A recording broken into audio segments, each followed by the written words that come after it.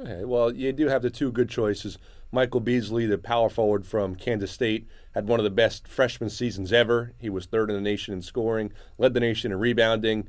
So you get him, and you're talking about a guy who can score inside. He can shoot the jumper from the outside with his left hand.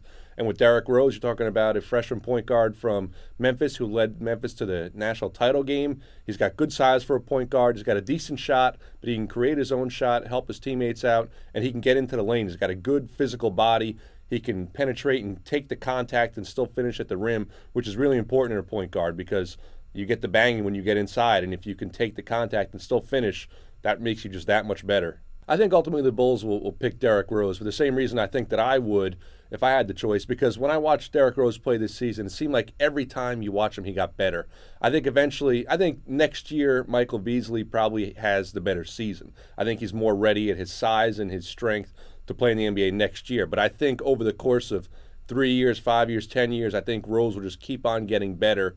And it's so hard to find a great point guard, an elite point guard who can run your team. I think for those two reasons, I think you pick Derrick Rose if you're Chicago Bulls. Plus, he's from Chicago, so that just makes the fans that much happier. You're talking about bringing in a guy who the people will embrace that pick, even if maybe some think Beasley might be the better player. They'll love to see Derrick Rose come home. So all those reasons, I think ultimately the Bulls will lean toward Derrick Rose in the end.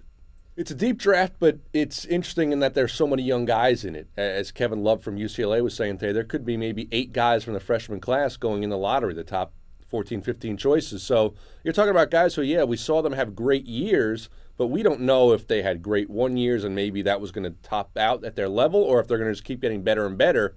And that's a big jump to go from playing 30 games as an 18-year-old in college to all of a sudden you're playing 82 games the next year in the NBA. So while there are some great players in name, we're not sure yet whether they're going to translate into being, great players. Obviously, we talk deep drafts. You talk about maybe, 2003 when you had LeBron James, Dwayne Wade, Carmelo Anthony, Chris Bosh. That's a great draft.